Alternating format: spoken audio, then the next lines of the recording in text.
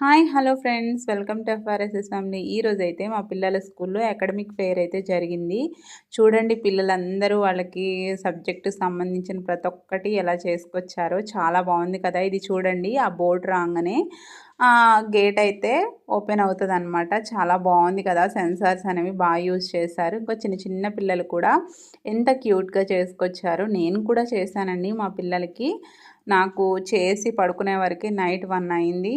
కానీ చేస్తాం, తప్పదు కదా. మన పిల్లల కోసం మనం ఇష్టంగా చేయాలి. చూడండి ఎంత బాగున్నాయో, ఒక్కొక్కళ్ళు భలే భలే చేసుకొచ్చారు. ఇదైతే నా చిన్నప్పటి నుంచి, నేను చదువుకునేటప్పటి నుంచి ఉంది.